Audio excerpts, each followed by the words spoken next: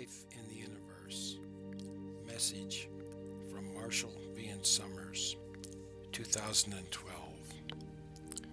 For me, life in the universe is not an idea, a hypothesis, or a mere possibility. It is the timeless reality in which every aspect and event of our life, individually and collectively, have taken place. Beyond the curtain of shining stars above us is the living cosmos, pulsing with movement, change, conflict, and relationship. It is a vast community, a billion civilizations undergoing relentless process of birth, growth, maturity, and decay, all in an expanding universe whose outer limits none have explored. This community is governed by the quiet but pervasive presence of God, who billions of years ago sparked the creation of the manifest universe, offering form and separation to those who desired it. The force of physics and evolution were set in motion. Life would evolve, and yet, upon the creation of this universe, the Creator set in motion a plan to end separation and ultimately reunite all sentient life. This is the universe in which we have always lived, and this has everything to do with who we are, why we are here, and the future of our world.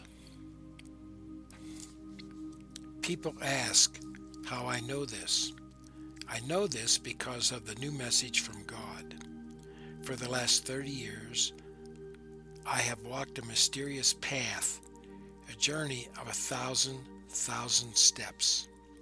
This path has led me and those with me to the greatest heights, to vistas where our future and destiny could be glimpsed with stunning clarity.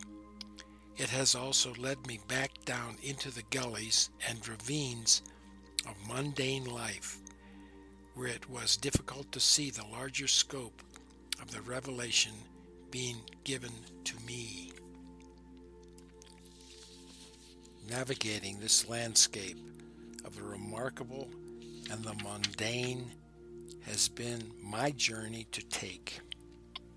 Yet over countless miles, this mysterious journey has yielded something of the greatest magnitude for you, for others, and for all humanity.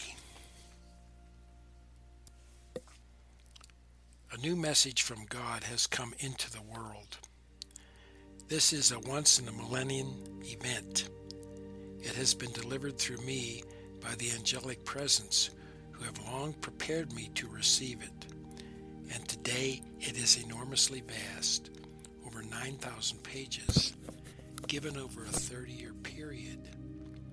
This revelation from the Creator has been given to rekindle spiritual intelligence and fire in people everywhere, from all nations and faith traditions.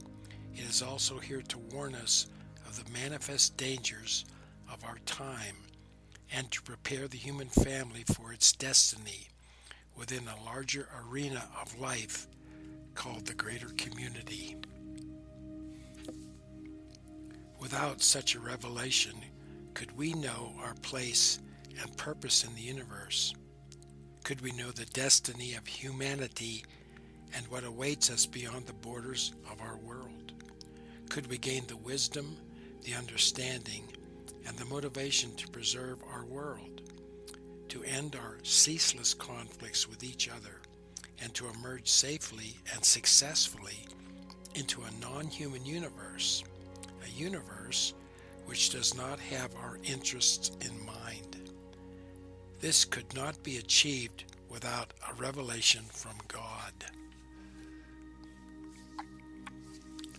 This book is part of that revelation.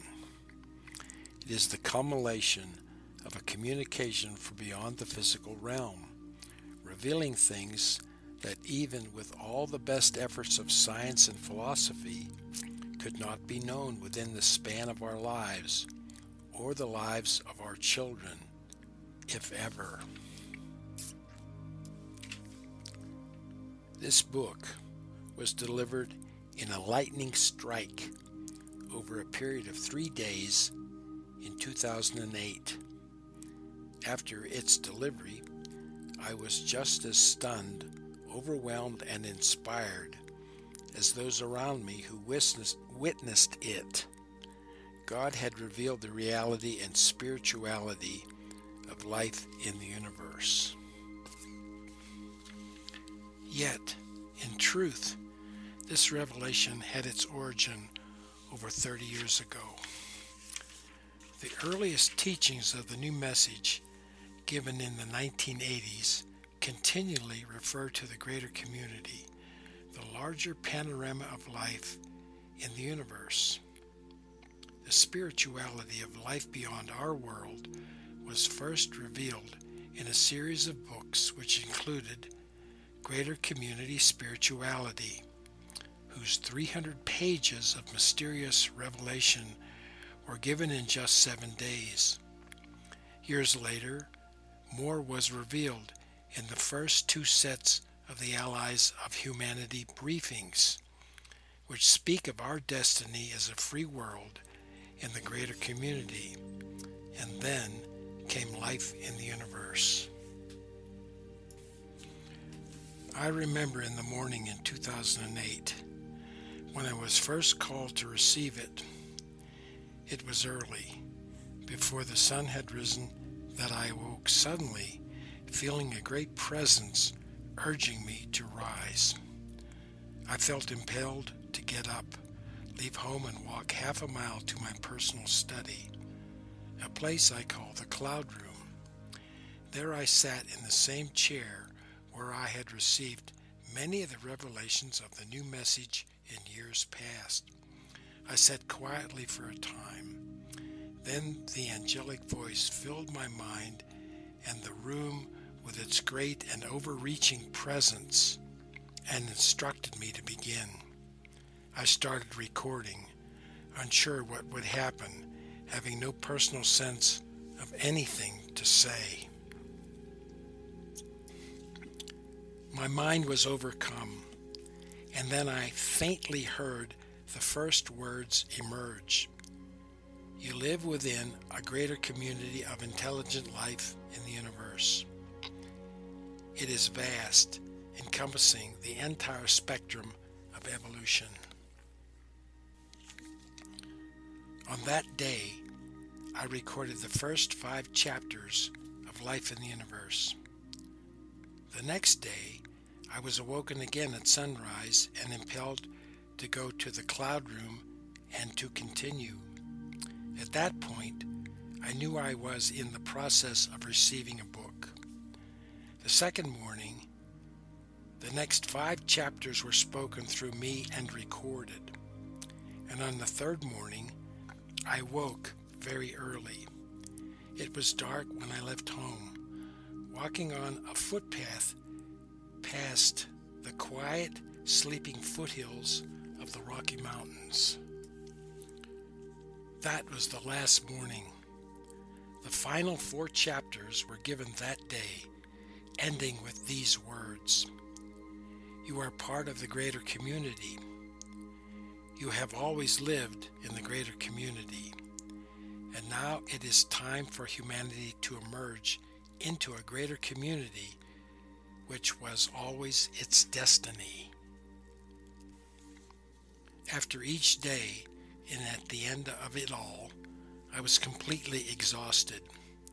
In just 3 days, without any mental preparation or preconception on my part, the book was completed. That was it. What you read in Life in the Universe are the exact words that were spoken in that brief span of time. This is a spoken revelation. The only liberty I have taken is to render the words in paragraphs and sentences so that they could be read more clearly and more easily translated into other languages. In your hands is the direct revelation from God, given through the angelic presence who oversee our world and all worlds in the greater community. We have before us a doorway into our future and destiny in the universe. The universe has always been there. We have lived our entire lives immersed and surrounded by it. Yet most people have barely given a thought to what this might mean and how this greater panorama of life is now shaping our world and destiny. Perhaps we look up at the stars to appreciate a particular beautiful night sky, but then we quickly look back down the fog of human concerns, human preoccupation, and human beliefs is always waiting to re-envelop us. Yet the world is changing. Contact has begun, and our emergence into the greater community is underway. The doorway is open, yet who will pass through? Who can consider their own life and identity in light of this revelation? Who can consider the implications of contact with those forces who have arrived on our shores, promising peace, salvation, and gifts from space, yet harboring hidden intentions? We are now the natives of a new world, facing intervention from foreign powers. They are ready for us, yet we are not ready for them. There is so much to confuse and cloud our approach to the reality of life in the universe. Regarding contact, we are immediately hopeful or fearful, immediately assuming who would come to our world and for what purpose. Despite our advances in science, our view into space is clouded by the lens of long-held beliefs, preferences, and assumptions. In our isolation on Earth, we have had no reason or impetus to think about life in any other way. We project our values and perspectives out to space, and from there assume what life could or should be like. Life in the universe teaches us that technology does not lead to higher ethics or morality. Though this truth has been clearly demonstrated in our own history, most people still prefer to entertain fantasies of enlightened space travelers arriving with pure altruism to offer salvation to a struggling humanity, or fears of predators and destroyers who come to wreak havoc with no limits. Both fantasies are far from reality. Life in the universe teaches us that as civilizations mature and become more technological, freedom often declines, if it ever existed to begin with. All advanced nations are in constant and sometimes desperate search for resources. Technology does not free a nation from these resource requirements, but instead tends to increase them. There are limits to growth, everywhere and for everyone. Rather than free you, excessive technology chains you to a cycle of depletion and dependency that ultimately leads to environmental collapse and subjugation in the universe. This is revealed in life in the universe. Much of this revelation runs against the grain of how we think about life. Yet, what is the purpose of a revelation from God, but to reveal, to correct, and to educate. God is certainly not bound by our beliefs, preferences, and assumptions, but only reveals what is truly needed for the welfare and advancement of humanity. Only God can be the source of a revelation about life in the universe. Who else but God could speak about what religion means in its thousands and millions of expressions in countless societies at different ends of the universe? Not even the most advanced society in space could have direct knowledge of these things.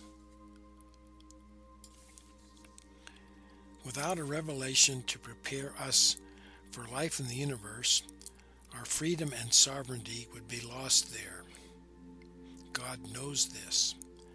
That is why the new message from God has been given. Humanity stands at the threshold of space. Our environment is in decline. Our climate is becoming increasingly unstable. Our nations and religions are fractured, and the life-sustaining resources of Earth are being rapidly depleted. Intervention from forces in the universe is underway. Can you see what is at stake? Can you see our great need for God to speak again? The new message from God, of which life in the universe is a part, is an answer to the great needs prevailing in the world today. Part of its purpose is to protect humanity, to prepare us for contact, and to speak the awareness that we are one people with one destiny, stewards of a beautiful planet that is greatly valued by others beyond our shores. What else could finally bring an end to our ceaseless conflicts and pave the way for greater freedom, cooperation, and unity on Earth? We cannot be fighting each other if we are facing greater danger and adversity from the universe beyond. We cannot afford endless conflict over who will have access to the remaining resources of the world. We have great cause to unite for our own mutual survival, security, and well-being. Another purpose of God's new message is to reveal the deeper mind that God has imbued in all sentient beings, a deeper mind called knowledge.